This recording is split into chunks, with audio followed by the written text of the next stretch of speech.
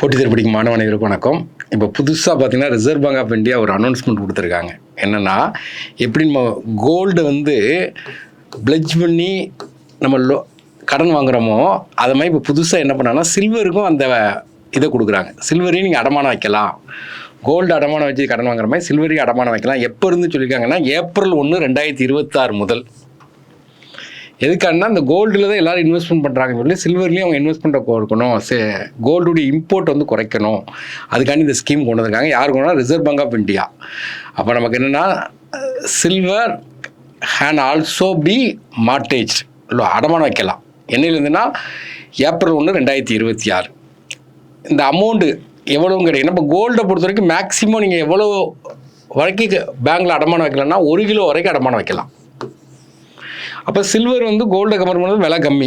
அப்போ இது சில்வரை பொறுத்த வரைக்கும் மேக்ஸிமம் பார்த்தீங்கன்னா ஜுவல்லரி, ஏன்னா நீங்கள் ஜொல்லாக கொண்டு போய் 1 kg வரைக்கும், கோல்டை பொறுத்த வரைக்கும் ஜொல்லாக கொண்டு போய் 1 kg வரை அடமானம் வைக்கலாம்.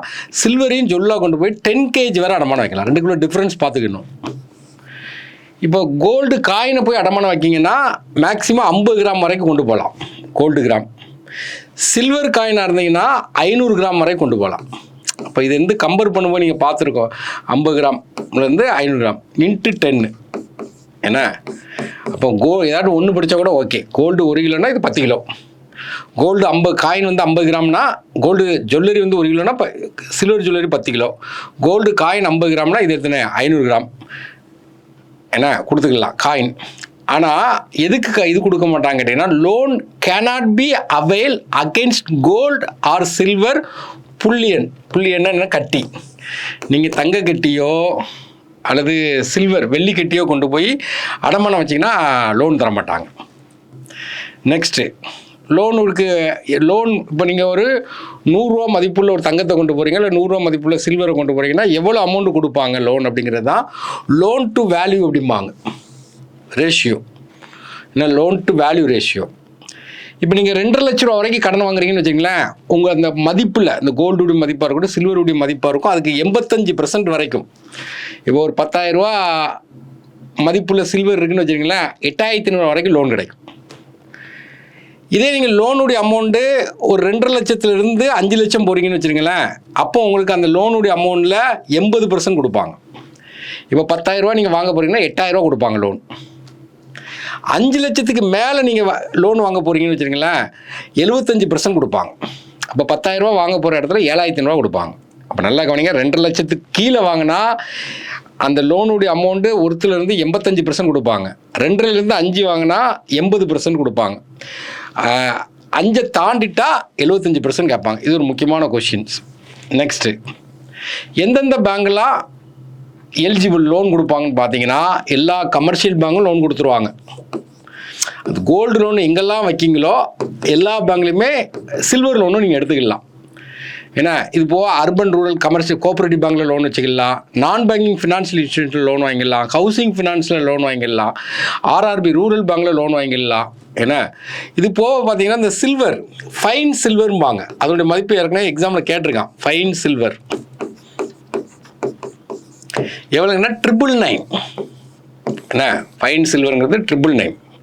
இப்போ கூட ரிசர்வ் பேங்க் ஆஃப் இந்தியா இந்த வருஷம் பார்த்தீங்கன்னா 90 இயர் செலிப்ரேட் பண்ணுறாங்க. ஏன்னா 1935 ஆரம்பித்தாங்க, இப்போ நமக்கு 2025. அப்போ 90 இயர் செலிப்ரேட் பண்ணும்போது ஒரு 90 ரூபி காயினை ரிலீஸ் பண்ணாங்க. அந்த காயின் எதில் ரிலீஸ் பண்ணியிருந்தாங்கன்னா சில்வரில் ரிலீஸ் பண்ணியிருந்தாங்க. அதனுடைய ஃபைன் சில்வர் 999. ஏன்னா அதோட மதிப்பு ஃபைன் சில்வர்னா 999. ஏன்னா நெக்ஸ்ட்டு, அந்த வேல்யூ எப்படி ஃபிக்ஸ் பண்ணுவாங்க? டெய்லி ரேட்டு ஏறி இறங்கிட்டு இருக்குது. அப்போ எப்படி ஃபிக்ஸ் பண்ணுவாங்கன்னா, average closing price of gold and silver in 30 days. ஒரு 30 நாளில் உள்ள ஆவரேஜ் ரேட் இருக்கும் பார்த்தீங்களா, 30 நாளில் உள்ள ரேட் இருக்கும் பார்த்தீங்களா, அதை வந்து என்னதுன்னா அதுக்குள்ள ஆவரேஜ் ரேட்டை வச்சு ஃபிக்ஸ் பண்ணுறாங்க. அப்போ இந்த சில்வருக்கு ரேட்டு யார் ஃபிக்ஸ் பண்ணுறாங்கன்னா IBJA, India bullion and jewellery association. இவங்க வந்து க்ளோசிங் ப்ரைஸ் அனௌன்ஸ் பண்ணுவாங்க. அதுமாதிரி SEBI, closing price announced by SEBI on the previous day announce பண்ணுவாங்க. இந்த ரெண்டுக்குள்ள ஆவரேஜை வச்சு என்ன செய்வாங்கன்னா அந்த ப்ரைஸை ஃபிக்ஸ் பண்ணுறாங்க. இப்போ நம்ம என்ன பார்க்கணும் கேட்டீங்கன்னா, முக்கியமான கான்செப்ட்னா கோல்டுக்கு இது வரைக்கும் லோன் வாங்கிட்டு இருந்தோம், இப்போ சில்வருக்கும் லோன் வாங்கலாம். என்னையிலேருந்து இது வருதுன்னு கேட்டிங்கன்னா 1/4/2026 இதை வந்து இம்ப்ளிமெண்ட் பண்ணுறாங்க. கோல்டு ஜுவல்லை பொறுத்த வரைக்கும் 1 கிலோ வரைக்கும் அடமானம் வச்சுக்கலாம். இதை பொறுத்த வரைக்கும் பார்த்திங்கன்னா சில்வர் ஜுவல்லை பொறுத்த வரைக்கும் நமக்கு என்ன கேட்டிங்கன்னா 10 கிலோ வரைக்கும் அடமானம் வச்சுக்கலாம்.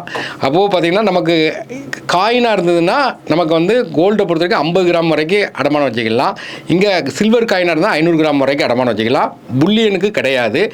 பிறகு பார்த்திங்கன்னா நமக்கு எந்தெந்த வேல்யூ எவ்வளோ மதிப்பு கொடுப்பாங்க அப்படின்னு பார்க்கும்போது 2.5 லட்ச ரூபாய்க்குள்ள வாங்கினா 85% கொடுப்பாங்க. 2.5லேருந்து 5 வரைக்கும் வாங்கினா 80% வரைக்கும் கொடுப்பாங்க. அதே இது 5 லட்சத்துக்கு மேலே நமக்கு வந்து அதனுடைய மதிப்பில் 75% தான் கொடுப்பாங்க. இது வந்து ரீசெண்டாக உள்ள எக்ஸாமில் கொஸ்டின் கேட்கலாம். இருந்தாலும் நம்ம தெரிஞ்சுக்கிறோம். தேங்க்யூ.